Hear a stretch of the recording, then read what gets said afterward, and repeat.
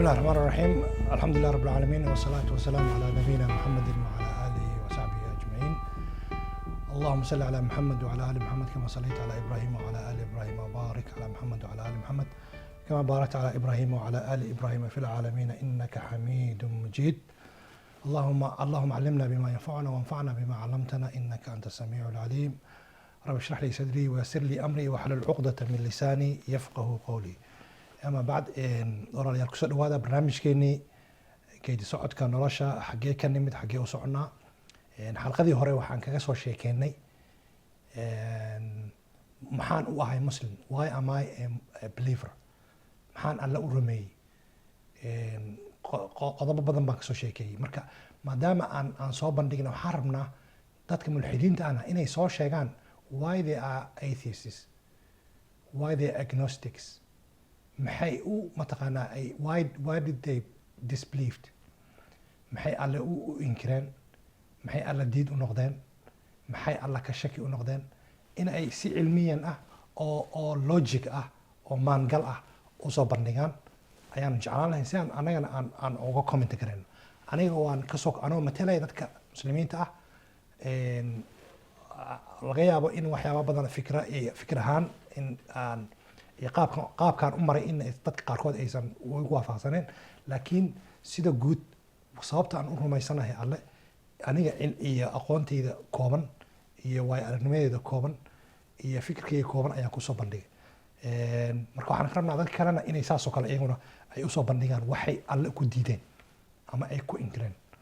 marka intaas xalqada maantana waxaa weeye insha allahu tacaala weli waxaan ku guda jirnaa xalqadii shanaad existence of God ama jiritaanka ilaahay. qaybtaanna waxay noqonaysaa qaybtii afraad ee xalqadaas. marka qaybtan waxaan kaga sheekeynaynaa waxaa weeye waxaan cinwaan aan uga dhigay the new concept of shirk, fahanka cusub ee shirkiga, almafhuum aljadiid lishirk. shirkiga oo alle wax mataqaanaa ii sheeg cibaadadiisa ama in mataqaanaa jiritaankiisa wax lala wadaajiye ah ayaanu ka sheekeynaynaa fahankiisa cusub. sababtoo ah fahanka aadanaha wuxuu sameeyaa evolvement, tatawur, uu isbabedelaa, marba meel buu ka yimaadaa. shaydaankuna kama daalo, waana ballan qaaday, allo hortiisoo ka ballan qaaday laqcudanna lahum siraataka almustaqiim wala aatiyannahum min bayni aydiihim ومن خلفهم وعن ايمانهم وعن شمائلهم ولا تجد اكثرهم شاكرين. يعني انه wax walba oo awoodiisa ay dhinac walba uga imaan doona aadanaha si uu uga wiswaasiyo oo mar walba cusboonaysiinaya taatikadiisa iyo fahankiisa uu rabo inuu dadka ku baadiyeeyo si ay mataqaanaa ay wehel ugu noqdaan naarta. marka taas si lamid ah, marka inagana waxaa loo baahay inaynu feejignahay oo fahankeena mar walba uu samaynayo tatawur uu casriga la socdo cusboonaysiinayo. wixii thawaabidda ah waa allah subxaana wa tacaala keliya, waxaan isbedelayn oo aan mataqaanaa taabiqu mataqaana taqayur watabadul uusan ku dhacaynin, ama lowgan oo universal low ay saynisaanadu u yaqaanaan the law of change, mataqaana xeerka isbedelka koonka. sababto wax walba isbedelaan oo koonka ku jira, dad iyo dunyo iyo xidigo iyo qoraxyo iyo wax walba, laakiin allah subxaana wa tacaala isma bedelo. وتوكل على الحي الذي لا يموت كل شيء هالك إلا وجهه الله الصمد. waxaas dhan waa soo istaagnay, mafhuumiyaas waa kasoo sheekeen.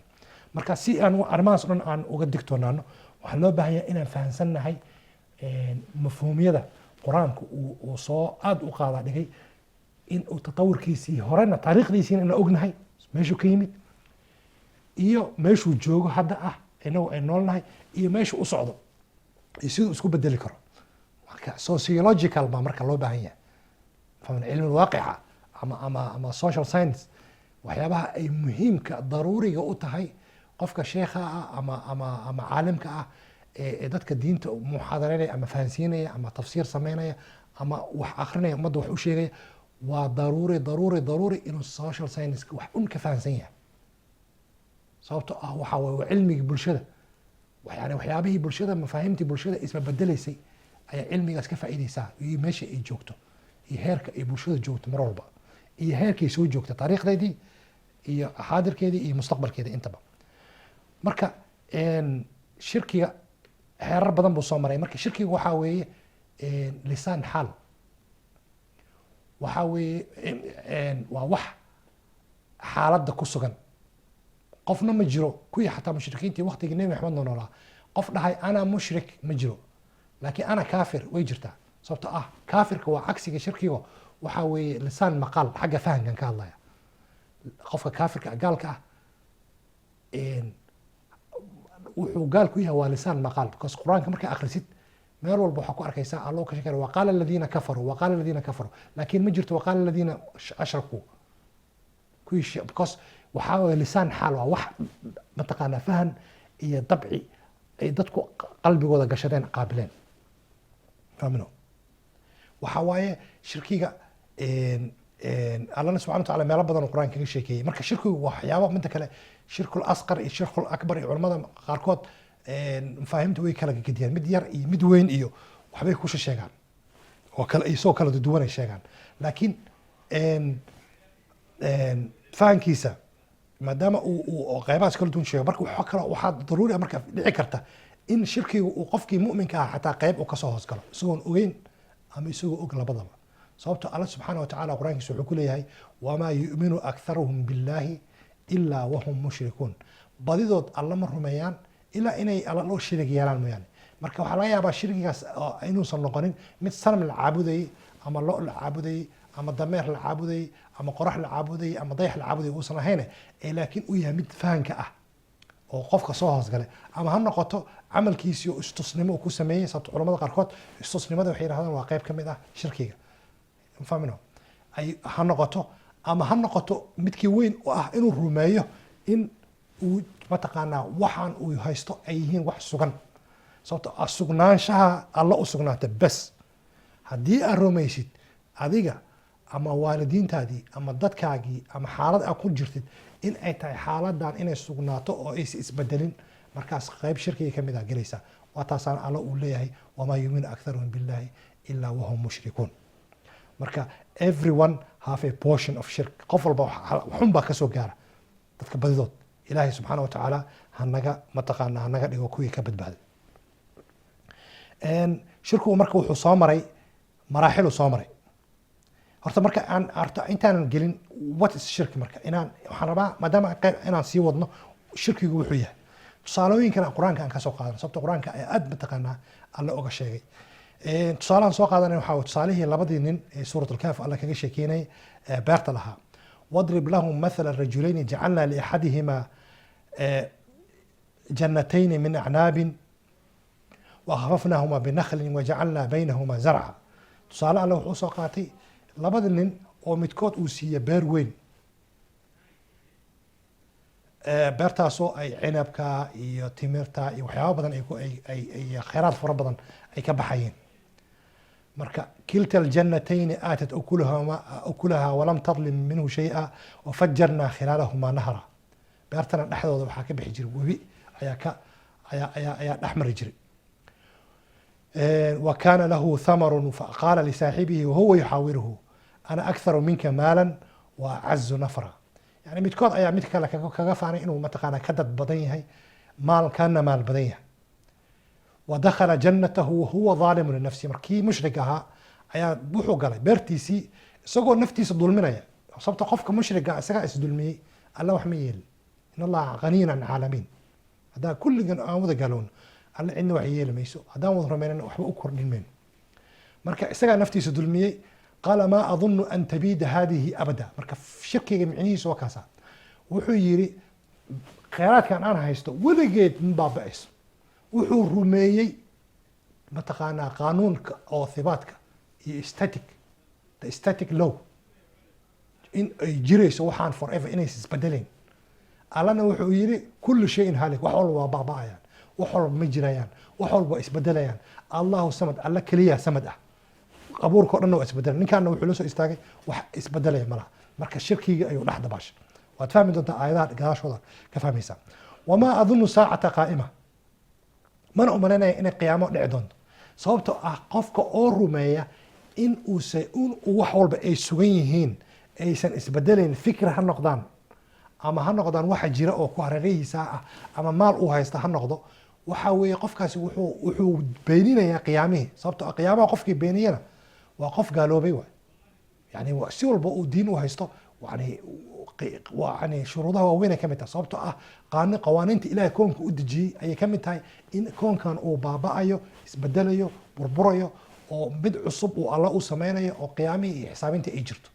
marka waa qof qowlkii alla diiday ka mid tahay, uu diiday ayuu la mid yahay qofka mushrika ah, sababtoo ah xataa hadduusan afka ka oran oo laakiin uu rumeeyo in waxaana aysan isbedelayn, wuxuu khatar ugu jiraa, shirkigaas ugu jiraa iyo alle inuu beeniyey. magarata marka qaanuunkaas oo kooniga alle u dejiyey ayuu mataqaanaa ka hor imaanaya.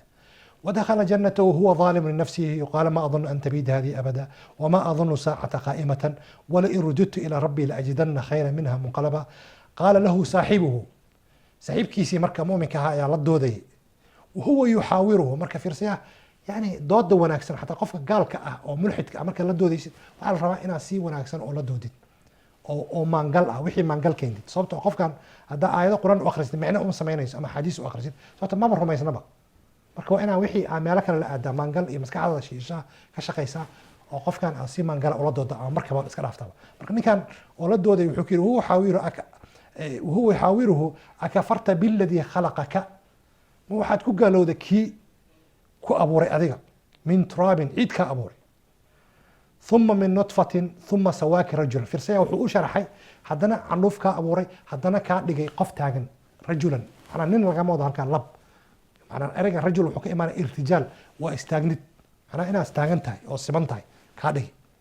wuxuu u sharaxayaa qaanuun tatawur development uu aadanuhu uu soo maro, sababtoo alla subxana watacaala wuxuu ka sheekeynaya wuxuu yihi ثuma khalaqta min nutfatin ثuma min calaqatin ثuma min calaqatin muqallaqatin وغayri muqallaqatin ثuma min mudqatin ثuma kasawnaha ayadii si fiican uma xasuusto xifdigayga ma fiicna fakasawna alcidaama laxman ثuma ansha'nahu khalqan aakhara fatabaarak allah. yani tatawur ka sheekeynaysa ay soo martay aadanaha jirka abuurka alla abuuray xeerarkuu soo maray wuu ka sheekeynaya. marka ninkaan si maangala ayuu ula dooda saaxiibkiisa, wuxuu ku yidhi allihii heerarkaas kaa soo abuuray oo ciid kaa soo bilaabay oo canuuf kaa dhigay oo xinjir kaa dhigay oo cadyar kaa dhigay oo lafa oo banaanka hooyada uurka hooyada kaa soo miyaad oo kaa dhigay qof weyn oo taagan oo caqli leh maskax leh oo jir iyo xoog iyo leh ayaad diiday. akafarta biladii khalaqaka min turab. ma garat laakina huwa allahu rabbii walaa ushriku birabbii axada. wakaasa shirkigu waxaas dhan aayadahaas dhan shirkigay ku socdaan, mafahmino. walaa ushriku birabbii axada, rabbigayna waxba uma sharig yeelay, macnaha ma aaminayay in beertaani ay jirayso an tabiida hadii abada, ma aan rumaynay weeyaan, macnaha sida uu rabo. marka taas ayaa marka ayaa iyadana fasirkaas ayaa iyadana sheegaysa. marka taasi waxaa weeye fasirka sugnaanshaha in la rumeeyo in wax la sugnaado waa mafhuumka isbebedelaya oo aynu rabno inaan ka sheekeyno, sababtoo ah shirkiga waayadii hore wuxuu ahaa uu ka duwanaan jiray aadanihiiba, sababtoo ah aadanaha aqoontiisa markay kordho ay badato ay zaa'ido teknolojiyadiisa iyo horumarkiisa uu barto, mar walba ee waxyaabaha uu ku gaaloobayana ay sii bedelaan. waqtiyadii hore waxaa jiri jirtay bilowgii aadanaha markay adduunka ku cusbaanayeen waxa ay caabudi jireen qoraxda.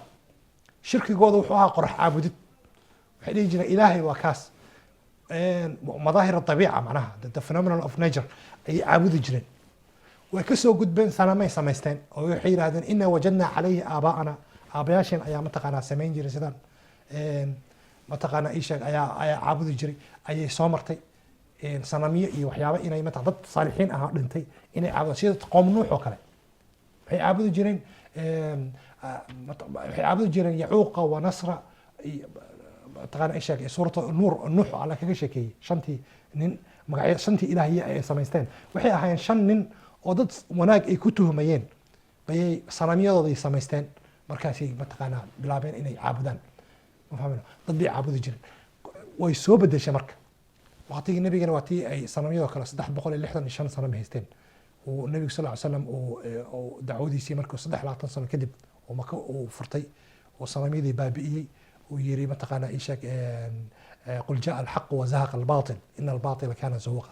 marka xaqii baa yimid baatilkiina wuu zuulay oo nabiga sal ly slam uu cilaamiyey ayay ahayd. marka aadanaha shirkigiisa heer buu soo maray. heerkii qoraxdii caabudayeen, heerkii kale oo sanamyadii caabudayeen, heerkii kale heerarkaas soo maray. marka tusaalahaan waxaan soo qaadanaya nebi ibraahim. waid qaala ibraahimu liabiihi aazara atattakhidu asnaaman aaliha inii araaka waqowmuka fii dalaalin mubiin wakadalika nurii ibraahima malakuuta asamaawaati walard waliyakuna min almuuqiniin falama janna calayhi alleylu ra'aa kawkaban qaala hada rabbi. yani nebi ibraahim yani dadkiisii ayuu qoomkiisii ayuu rabaa inuu fahansiiyo waxaan inay yihiin baatil caabudidooda, abuurka in la caabudo. wuxuu arkay xidig, markaasu wuxuu yihi xidigan waxaa weye waa ilaahaygii, hada rabbi, rabbigaygii wey. falama afala qaala laa uxib lafil. markuu tagayna zuulay dhacay waqtigiisa dhamaadan laa uxib laafiliin buu yihi. falama ra'a alqamra baaziqan qaala hada rabbi. haddana dayixii buu ku dayay. macnaha wuxuu rabaa dadkii raba inuu ka dhaadhiciyo waxaani waa wax mataqaana dhaqdhaqaaqaya oo mataqaana dhacaya. dayixu u dhacaya, wareegaya, wuu kaa qarsoomaya, xidigu wuu kaa qarsoomaya, qoraxdu wuu kaa qarsoomaysa. yani ma sugna, sugnaansha ma leh, way isbedelayaan, isbedel baa ku jira. allana isma bedelo, rabbina isma bedelo. marka tusaale ahaas u soo qaatay. falama ra'a shamsa baaziqatan qaala hada rabbi hada akbar. falama afala qaala yaa qowmi inii barii'un mima tushrikuun. fiirsaya, qoomkayga waxaan barki ahay waxaa shirkiga aa samaysteen. inii wajahtu wajhii liladii fatara asamaawaati walard wama ana min almushrikiin wama ana muslimiin, anana mushrikiinta kama mid yahay. marka mushrik wuxuu ku tilmaamay dadkaas dabeecadda ama caabudayay ayuu nebi ibraahim ayuu ku tilmaamay. sababtoo ah dabeecaddii caabudeen waa xilligaas. xiliyadii marka way soo badbedelayeen, tatawurkaas ayaa dhacay. waxaa soo jirtay marka tatawur kale ah in mataqaanaa shirkiga uu noqday thabaat, in dadku ay mataqaanaa dhahaan tuuladeena waxa ku jira in aynu isku fikir wada noqono, aynu hal wax caabudno ama waxyaabo kala duwan ilaahyo badan aan caabudno. dadkii mataqaanaa qofkii noo yimaada oo tuuladeena yimaadana waa inaan ku qasabnaa fikirkeena inuu qaato, haddii kalena mataqaanaa waa dilaynaa. fikirkaas isagana wuxuu ka mid yahay shirkiga ayuu ka mid yahay. waa xilli ka mid a aadanahay soo martay ilaahay hadda inkastoo ay jirto. ilaahay oo marka noo tusaaleynaya wuxuu tusaale ugu soo qaatay qoomkii luut. qoomkii luut maxay samayn jireen? faaxishaday samayn jireen. dadkii ugu horreeyay waxay ahaayeen maa sabaqakum biha min axadi min alcaalamiin inakum lata'tuuna rijaala shahwatan min duuni nisaa. nebi luut buu ku waranay, ma dumarkii raggii ayaad mataqaana u galmoonaysaan. fahmino isagoon qofna aadanaha iusan idinkaga hormarin. wamaa kaana jawaaba qowmihi. marka nebi luut qoomkiisi waxay ku jawaabeen ma ahayn waxaan ka ahayn ilaa an qaaluu akhrijuuhum min qaryatikum. ka saara tuuladiina. nebi luut iyo dadkii rumeeyey tuulada ha laga saaro, hala fiijiyo. inahum unaasun yatataharuun, waa dad istatahiraya. marka waxay tuulada u gooyeen khaniisiintaas keliya inay joogaan. dadkii kale oo ka fikirka duwan dhanna in banaanka loo saaro lala dagaalamo. marka noocaasna waxay kamid ah nooc shirkiga ka mid ah. alla subxaana wa tacaala markii ugu horreysay ee ficilka faaxishada sameeyeen hore kama cadaabin. faaxishay sameeyeen yes, wax alle oo muxaramaadka ka mid ah waaweyn kabaa'irta sameeyeen yes. allay ku gaaloobeen oo diideen rabbinimadiisa, allahnimadiisa yes, alla waa u kaadiyey, dan kama gelin. sanamyadii caabudeen, alla dan kama gelin, waa u kaadiyey. laakiin markii ay kibir iyo amar ku taagleen la soo baxeen oo yidhaahdeen tuuladan qof aan khaniis ahayn oo aan mataqaanaa sanamkaas caabudeyn ma ku noolaanayo, luut iyo dadkiisana ha laga saaro. markaas cadaabku u yimid. alle markaas wuxuu yiri mataqaana ishak fajacalnaa caaliyaha saafilaha wa amtarnaaha calayhim xijaaratan. markaasaan mataqaanaa dabagedinay, dhankeedii korona hoos marinay, dhankeedii hooseynaysa hormarsinay. cadaab xagga allana oga yimaadeen. markaasaa la cadaabay reer luut markii ay ka saareen nebi luut ee tuulada ka saareen. sidoo kale tusaalaha kalena waxaa weeye ninka la yihahdo fircoon oo sheegtay oo yiri faqaala ana rabbukum alaclى, oo anaa rabbigiini sareeye ah, oo intuu ahraamta masar ku yaala oo buraas dheer intuu dhisay oo yiri mataqaanaa ii sheeg maa calimta lakum min ilaahin gayri. reer bani israa'iil ku yiri ilaah aan aniga ahayn maba jiraba, xaggee ka keenteen? rabbi aan aniga ahayn ma jiro. rabbinimadii, rububiyadii iyo uluhiyadii u sheegtay. rabbinimadii oo ah in mataqaanaa alla u yahay maalikul mulk koonka dhan alle isaga uu leeyahay iyo uluhiyadii ah in alle xaq lagu caabudo labadii uu sheegtay wuxuu yidhi anaana wax walba iska leh mataqaa alaysa lii mulku misra wa hadihi alanhaaru tajri min taxti wuu yidhi waa rububiyadii misr ma anaan iska lahayn sababto rububiyadu waa mulki waay ma anaanan lahayn oo webiyadana ay hoostooda hor ordayaan waxaasoo dhan uu sheegtay iyo ilaahnimadii ah in la caabudo labadii isku darsaday isagoo labadaas isku darsaday ilaahay dan kama gelin waa loo kaadiyey sababtoo ah dood wuxuu ogolaa inuu la doodo nebi muuse oo wamaa nebi muuse uu ku oranaya rabbigaaga muxuu yahay iyo nebi muuse rabbuna rabu samaawaati walard doodii ayuu waday xataa ilaa markii dambe uu yiri mataqaana ii sheeg aniga saaxiriintii ayaan kuu ballaminayaa aan maalintaas isugu dhimaano barxaddaas aynu ku wada doodno oo wixii aad haysatid oo burhaan ah oo cadeymo ah la imow anigana waxaan keensanayaa saaxiriinteydii heerkaasuu gaarsiiyey waxaasoo dhan markay dhacayeen oo uu rabbinimada sheeganaya ilaahnimada sheeganaya oo doodda alla dan kama gelin sababtoo ah waa loo kaadiyey sababtoo doodii ogolaa laakiin dhibta waxay ku dhacday fircoon oo cadaabkii uu ku yimid oo loo hadlayay waxay ahayd markii uu damcay inuu amarku taaqleena soo baxo oo doodii looga adkaaday barxaddii dood markii la yimid doodii baa looga adkaaday oo saaxiriintiisii ayaa muslimeen fahmino فألقي ما في يدك تلقف ما صنعوا إنما صنعوا كيد ساحر ولا يفلح الساحر حيث أتى فجمع السحرة آية القرآن كثير عنهم حفظني وإدافسين لكن معناها هذه حوي إن نبي موسى اللي أشى طور مركزي وحي سحر أي سمايان ساحرينتي أي أشي أنت مصوين نقطي أي لقضي ayay meeshii ku baabi'isay markaasi saaxiriintii waxay arkeen in waxaana aysan ahayn wax muuse ka yimid laakiin cilmi weyn uu ka jiro oo wax rabbi xaggiisa ka yimid way sujuudeen allayna rumeeyeen markaasuu wuxuu yidhi aamantum lahu qabla an aadana lakum inahu lakabiirukum aladii callamakum asixr falauqaticana aydiyakum waarjulakum min khilaafin walausalibanakum ajmaciin markaasuu nebi fircoon uu markaas la soo baxay amarku taagleen iyo kibir iyo keligii talisnimo iyo xoog waana taas way tan laga digaya halkan qur-aanka sababtoo ah qofka mu'minka ah waxaa laga rabaa in markuu dadka la doodayo inuusan amar ku taagnayn uusan xoog u sheeganin uusan dooda ku xadgudbin doodiisa uu si mantiq ah oo logic ah oo mangal ah oo caqli ah oo wanaagsan iyo daliilo iyo cadeymo la socdaan usoo gudbiyo laakiin uusan cidna ku qasbin qofka kalena sidaasoo kale la rabaa sababtoo alle subxaana watacaala uma baahna in dadka lagu qasbay inay rumeeyaan sabab dadka iyaga alla u baahan alla isagoo uma baahna inahu ghaniyyun can alcaalamiin garatan marka fircoon markuu sidaas damcay inuu sameeyo ilaahay muxuu yidhi faaraada an yastafizahum min alard faagraqnaahu waman macahu jamiica wuxuu damcay fircoon inuu ka fiijiyo nebi muuse iyo dadkii la socday arlada inuu ka fiijiyo sababtoo ah wuxuu yidhi saaxiriintii nebi muuse rumeeyey alla rumeeyey oo nebi muuse raacay iyo wixii hore u raacsanaa ayuu wuxuu yidhi kulligiinba lugaha iyo gacmaha idin jaraya isdhaaf baa idin jaraya geedaha waaweyn oo timirta ayaan idinku xirxiraya waana idin baabi'inaya ilaa aad ka dhimataan sideed u rumayn kartaa alla anaa ahayn markaasuu dabagalay ciidan soo urursaday oo rabay inuu saa sameeyo markaasaa ilaahay subxaana wa tacaala wuxuu yidhi faaqraqnaahu markaasaanu maanshays badda ayaa mataqaanaa quusinay gelin ayaan ku quusinay ya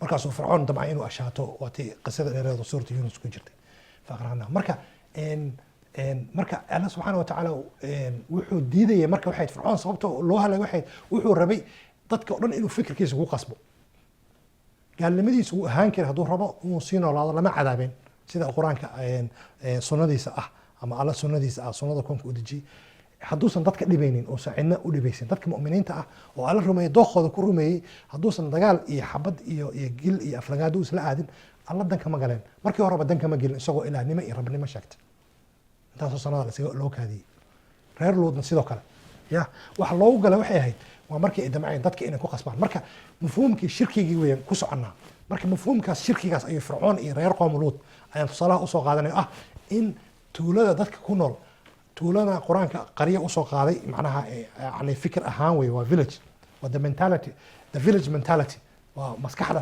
fikirka tuuleedka ama caqli tuuleedka in tuulada yani soo tuulooyinka waxaa jooga hal qabiil baa dega tuulo iyo waxay leedahay hal ceel waxyaabo saasoo kale dad iskuda fikir ah xoolo dhaqato ah hal qabiil isla ah, hal diin isla haysta weeyaan. marka haddii ay marka ay saas ku noolaadaan, laakiinse ay ogolaadaan dadka kale u yimaada in ay ka fikra duwanaadaan, ka dhaqan duwanaadaan, ka diin duwanaadaan, si nabadna ay kula noolaadaan, markaas cadaab iyo dhib ma arkayaan.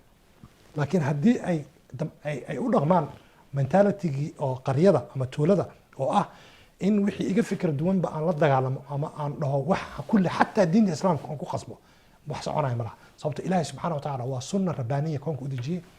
ilahay suuratu israa wuxuu ku leeyahay wain min qaryatin ilaa naxnu muhlikuuha qabla ywmi alqiyaamati aw mucadibuuha cadaaban shadiida kana dalika fi lkitaabi mastuura. yani waa qormatay, looxul maxfuudka ku qoran tahay, badilid ma laha, waa qaanuun waay. saynisaanadu maxay yihahdaan the habless law, qaanuun buu noqday.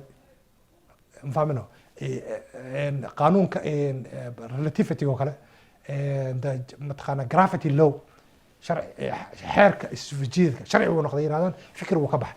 ma garan marka waa aadanihii wax saa u hadlaya. marka ilahina subxana wa tacala wuxuu ku leeyahay tuulo ma jirayso, wain min qaryatin, tuulo ma jirto ilaa naxnu muhlikuuha, waan halaajinaynaa, waan halaagaynaa, baabi'inaynaa, oo mucadibuuha qabla ywmi alqiyaamati, qiyaamaha ka hor. waa adduunka laga hadlaya, qiyaamaha ka hor tuulo walba waan baabi'inaynaa. أو معذبوها أما وحن عذابنا عذاب درن عذابا شديدا كان ذلك في الكتاب مسطورا. أرنتاس وحن نقطة أرن كنت سطريسا كتابك لوح المحفوظ كقرين يعني وحاوي قانون كوني قريضا وساء أن أقيحي إن أي ضد هل ما اسكو روسدان اسكو فكر نقدان أولمبيك فيليج dadka Olympic village maxay tusaale u saqaa tuulada Olympicada maxaa loogu magac daray tuulada Olympicada waxa loogu magac daray because dadka joogo dhan tuuladaas marka Olympicada la ciyaarayo ciyaaraha Olympicada 4 sano mar la qabto ayaa meeshii wadanka lagu sameeyay waxa la sameeyaa meel teendooyin laga dhisay oo loogu talagalay in deegaan ciyaartooyda markaas waxa loo bixiyaa cinwaan looga dhigaa the Olympic village tuuladii Olympicada sababtoo ah dadka meeshaas joogo dhan waa isku fikir isku waxayna sameeyaan waa wada kulli waa sportsmen and sportswomen waxa weeye isha ciyaaryahano kulligood wax kale kuma jiro fahmino waa ciyaaryahano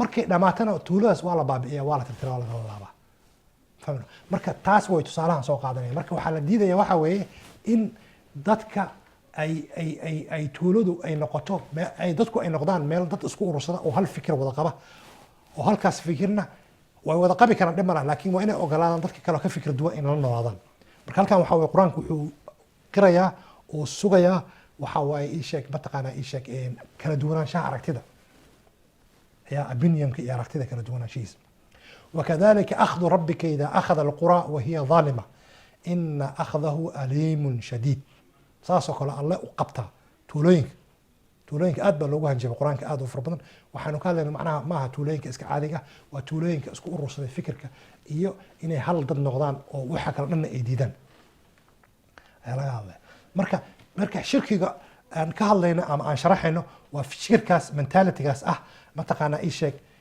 mentalityga tuulada marka waxaa jira waxa la dhaho the clash of generations marka mafhuumkan oo casrigan hadda jira waxa weeye waa the clash of generations oo ah isku dhaca jiilalkan ka hadlaya waxa jiilalka aabayaasha iyo jiilalka ilmaha مثلا oo kale aabaa wuxuu leeyahay wiilkiisu ku leeyahay wiilow annaga qabiilkeena saan ay u dhaqmaan qabiilkeena qabiil hebel kama guursadaan marka guursanaysid ha ka guursanin marka wuu ku qasbaya marka hadii uu wiilkii waxaas u yeelo waa shirki waay sababta Allah subhanahu wa ta'ala quraankiisa wuxuu ku leeyahay wasayna al-insana biwalidayhi husna waxaan waalidkii aan mataqaana insaanka aan u dardaaranay inuu waalidkiisa u dhimriyo wax wanaag wa in jahadaka hadii ay kugula dadaalaan litushrika biya yani in aad aniga ii shariig yeeshid ma laysa laka bihi ilmun fala tuti'huma waxaadan aqoon u lahayn ha ka yeelin shirkiga macnaha laga hadlayana maaha ma jiro waalid hadda casrigan aan noolnahay mafhuumka shirkiga waa isbedelay sababtoo ah xataa dadka oo Allahda caabuda way yaraadeen sababtoo dadka badankood aqoon yeeshan aadanaha way hormareen fikir ahaan laga yaabaa inay qabaan laakiin inay loo istaagaan ama sanad caabudaan hadda u tagtid buudi tiraad sanamkan miyaad caabudaa wuxuu ku leeyahay ma caabudo laakiin waxaan ku xasuustaa ilaahay baan ku xasuustaa wuxuu ku leeyahay ama aan ugu dhawaadaa waxyaaba saas oo kale mafhuum saas oo kale marka mafhuumkii shirkiga waagii hore ee sanamka hilibka la saari jiray iyo la saari jiray xalwada iyo macmacaanka iyo waxa la barakeysan jiray wuu isbedelay sababta aqoontii aadani ayaa hormartay maro isbedelay marka kan hadda jira oo xilligana u baahana inaan faano waxa way kan sugnaanshaha ah مثلا ممكن إن لو قاعد على علوي هذا قبيل كان وحى ما سميه قبيل كانوا ما تقعنا إيش لفته هلب كنوع عاس هلب عد كنوع عاس معنا وحاول عيب وكي هاي قبيل كان قبيل هبل كما جورسده يعني وحاول فكر تدكي هراء قبين إن وجدنا عليه آباءنا آباياش أنا صار سمين جري ووحي الشركي تدكي ما تقعنا مشركين على وقت النبي محمد الله وكنت على عيا كم تاعي وأنا واقعيت شركي كم ده ما تقعنا سجدة wax dhacay dad hore u dhacay fikirkooda inaad sugtid oo aad ka tagtid kii alle weeyaan marka fahamino marka haddii waalidka ay kugu qasbaan ku yiraahdaan la tushrika bi macnaha ku dhimayo in alla wax la wadaaji laakiin waxa weeye la tushrika waa la tarhib la tarhib way macnaha inay kugu hanjabaan ku dhahaan mesela kale hadda ka guursa haddii aad ka guursatid reer hebel waa ku deeriyay way dhahdaan Soomaalida ka dhacdaa ولا دارية ويلش هذه غير هم قبيل كانوا كوجورسدو أي سن كوجورسن جن ولا دارية كاسينا والشركة بعينه هو هذه أدق بشد ولكن أقوان أولى وحوي وإن هذه أتلا فلا تطيعهما هكيين وصاحبهما في الدنيا معروفة لكن الدنيا وحي وناج هو والدك حق لها أو احترامه أو نحريزه سيدي هو قوة ما فهمنا هدي أكو اسكت دعاشين جبر غير هميننا جورستيد هكولا ما تقعنا هكيين أرنتاس لكن والدمدي هجوين حريرك والدمها هجرن تاس وترهيبك سيدك على صورة المتقنا نحكي لك ليه وإن جاهداك على أن تشرك بالكورتي على تشرك بي وإن جاهداك على أن تشرك بي هدي أي كوجو لرجليان إن أنا وح إلا شريك يشيد أنا معها shirigyaalkaasna sidii tii hore kala way maaha inaad sanad caabud uu ku dhahay waalidkii laakiin wuxuu ku dhiirigelinayaa ku leeyahay haddii aad gabadha mataqaanaa walaalkay u dhalay aad guursatid gurigaan ku siinaya sababtoo ah annaga dhaqankeena waxa ah inaan gabdhaha ilma adeerta isku guurguurino dhaqankii caadaadkeenii qabiilka ayaad hirgelisay marka sidaas awgeed wiilkaygiiyo haddii aad sidaas samaysid guri ayaan ku siinayaa gaari ayaan kuu gadayaa waxa rabtid beertas ayaan ku siinayaa waxa waaye waa tarqiib waay وكجعليسينها فاهمينه أديكنا وحي مربتد أو واحد ربطها قبرة جعلاتي أو ريه هي ولا قرأ إنا جورستيد مركب وإنا رعد الضخاجي أو والد كتر أب وهتكون مع سنتين وحي أبياشين وحي هلاين وين هلين وين البنتين وضد وقتي وضي قاتوا لكن أنا هذا وحنا نوشي أنا ولا أنا يوح أنا نفتي أنفعها مرة بي قبل أن أدركي ولا لي ماشي هيك جوتوا مع سنتين وأنا ساسير هذا هو فاهمينه لكن وصاحبهما في الدنيا معروف لكن وناجي الدنيا كولا دقن فاهمنا وناجي الدنيا كولا دقن لكن هكيل مركب مفهوم كاسوي مفهوم كشركي ان ما تقانا ربا ان كا هادلو سو بدل sidaasuna ilaa qiyaam saaca isku bedela mar walba dhan ayuu kaaga keenaya shaydaanka faanka laakiin quraanku wax walba uu ku dhan yihiin ma faradna fil kitaabi min shay waxna quraanka kaga maana tagin wa anzalna ilaykum kitaban tibyanan likulli shay waxa uu soo jina kitaab wax walba cadeynay fahamina marka mafhuum walba uu shaydaanku la yimaado gees ka soo galo ama qabiil ha ka soo galo waalidka dhankiisa ka soo maro oo mataqaana oo shirka suu ku gurida ku yiraahdo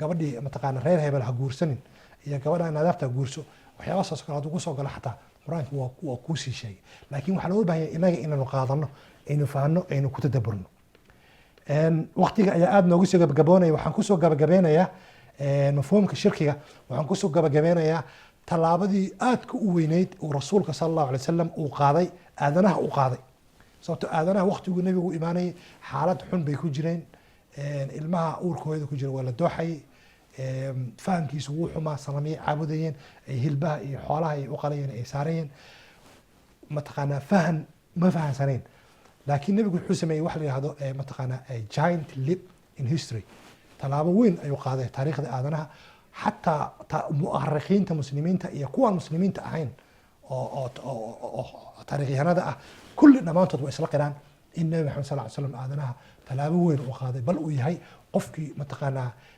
taariikhda ugu noobalsanaa ee aadanaha soo maray inuu yahay ay qiraan marka waxaan kusoo koobayaa 6 qodob oo nabigu uu sameeyey oo kor u qaaday. Nabiga kow wuxuu sameeyey, he destroyed the village mentality. wuxuu nabigu uu baabi'iyey fikirkii tuulada, in loo fakaro qaab tuuladeed. sababtoo ah nabigu markuu dowladda dhisayey wuxuu ka dhisay Madiina. Maka oo ahayd meesha ku dhashay kama dhisay, laakiin Madiina sababta Maka wuxuu ogaa inay tahay tuulo aysan suurtagal ahayn in laga dhigo magaalo. sababtana waxay ahayd sababta Maka waxa weeye xaram waay, qof aan muslim ahayn ma geli karo.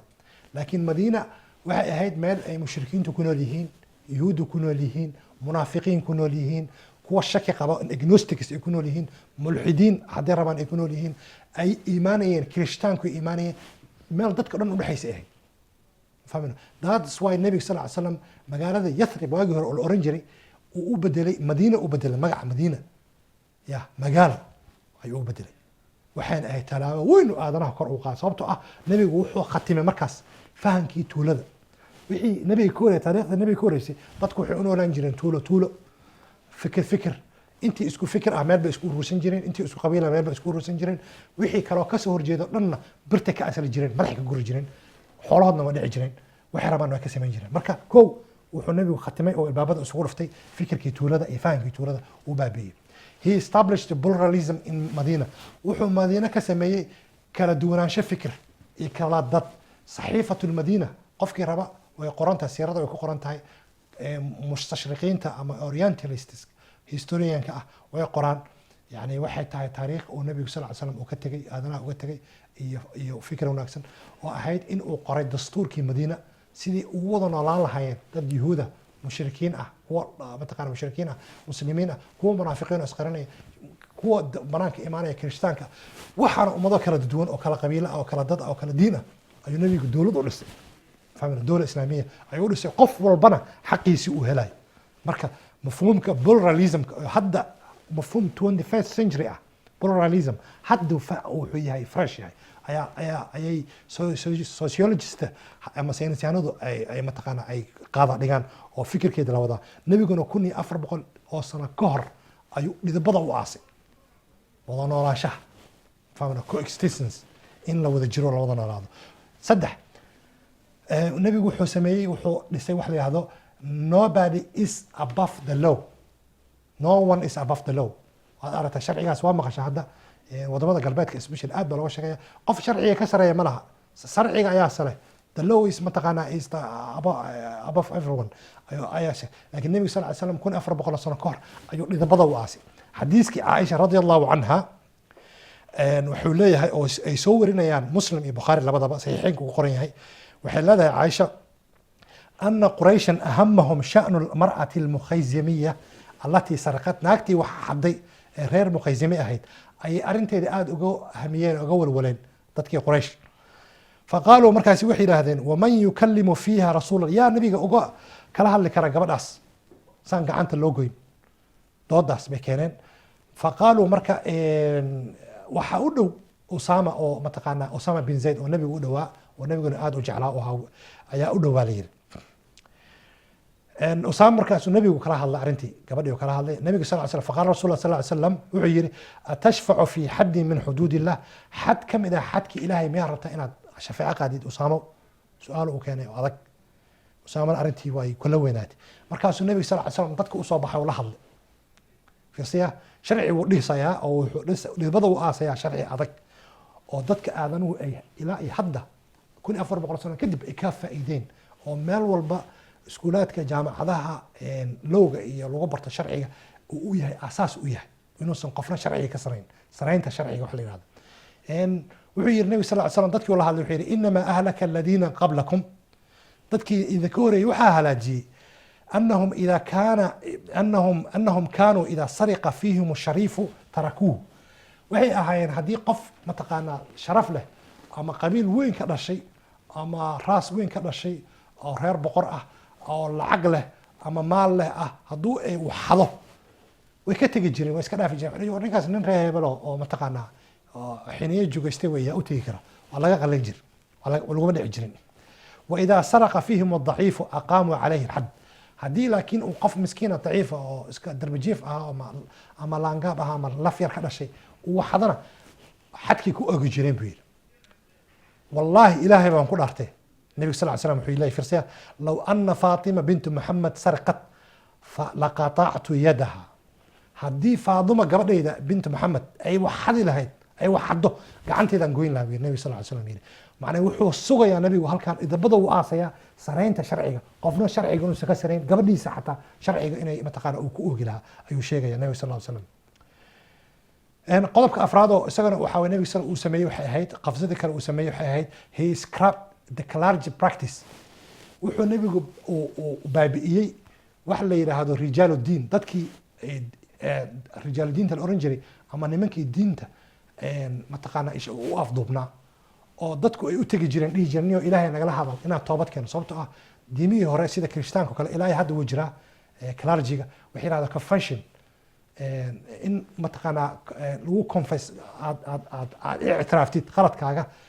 priestaha ninka mataqaanaa sheekha jooga kaniisadda inaad u sheegtay qaladkaaga tiraahdo niyow xalay khamri baan anaa cabay waa zinaystay dembi baan galay been baan sheegay ilaahay ii weydiiy inuu ii dembi dhaafo marka isaga meesha alla toos u weydiin lahayd ninkaasaa marsiinaysaa marka waxaa la yirahdaa clergy marka nabi صلى الله عليه وسلم clergy practice ugu baabi'iyey dadkii wuxuu fahansiiyey wuxuu yidhi alla toos ula hadla وإذا سألك عبادي عني فإني قريب أجيب دعوة الداعي إذا دعان هدي أدومدي idin weydiiyo xagee mataqaana waan u dhowaaniga toos ay weydiiyaan marka qof walba dambi gal ama toobad keenay allu weydiina sheekh masaajid jooga uma tagaayo wala mid maka jooga wala masaajid kale wala kan ugu khayr badan xataa ma u baahna inuu u tago allu toos u dambi dhaaf weydiisanayo haddii uu dhib xoolo rabo allu weydiisanayo ilmaha hadduu rabo toos waa allu weydiisanayo waagii markii hore ay rijaalu diin jireen loo mari jiray taasuu baabi'iyey nabigu qodobka safraad qodobka shanaad sal slam waxyaabuu sameeyey kamid he ex the tyranny of the rule wuxuu baabi'iyey mataqaana ku amar taaglaynta xukunka inuu nin uu mataqaana dictator iska haysto ama uu xoog ku qabsado ama uu dadka xoog ku haysto nabigu wuu baabi'iyey sababtoo ah wuxuu keenay آيات القرآن كي أسوك شكيني الله يري فبما رحمة من الله لنت لهم ولو كنت فظا غليظ القلب لانفضوا من حولك فاعف عنهم واستغفر لهم وشاورهم في الأمر إن أي أمرك أما الدولة نمضي أي تحي وذا تشي وذاك وحمد كذا حياة قفنا حكم هي سنكره أمرك ومضى من المسلمين أما ضد كاس دولة داس هيستا وقت كاس دولة ماشي جوجا أيو كذا حياة مركا مفهوم كي برلمانك برلمانك محو سمايا وضا تشي سماها شرعي أيو متقانا وقدقديا وضا تشي يكينا ومدى فكر كيدا أيو كينا مترادو كينا برلمانك وسمينا النبي صلى الله عليه وسلم مفهومك فهمك برلمانك أيو مدى برع وتي سورة كلا الله هاي وأمرهم شورى بينهم طلالة ويكاد حيسا استبداد مجرو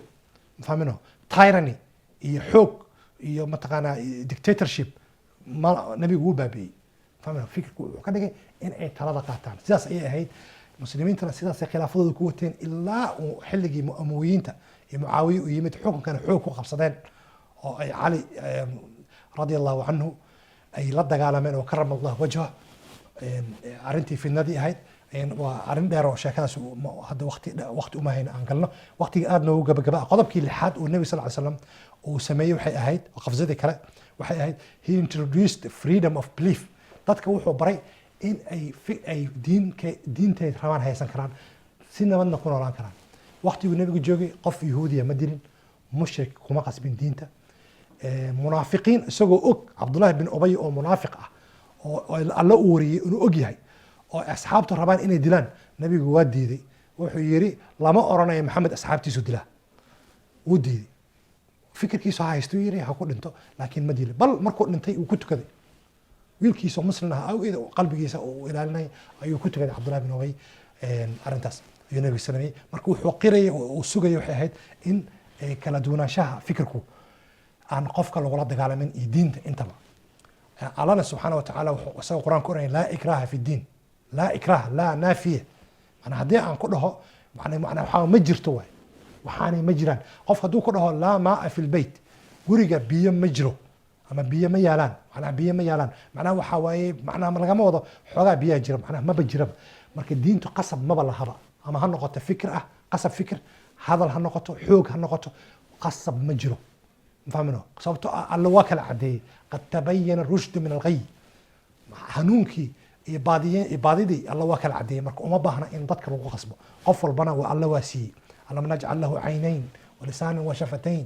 وهديناه النجدين qof walba alla wuu ku hanuuniyey qof walba oo adduunka jooga aadana ah gaal iyo muslim wuxuu raba ahaado waxaa ku jira fikirkii fahankii mataqaana ii sheeg mataqaana ii sheeg saxa waxa saxa iyo waxa san iyo waxa kale waxay kala yihiin marka waqtigu aad gabagaba noogu sii ah qodobkaas lixaad ayaan kusoo gabagabeynaya talaabadii uu nabigu hore u qaaday ahayd marka insha allahu tacaala aad ayaa umahadsantihiin waa ka cudur daaranaya xalqadan nin dhalaatiyadana haddii alla idmo insha allahu tacaala intaan xalqadanka xiga aan dib isugu imaan doono waxaan idinka tegayaa sidaas iyo nabadgelyo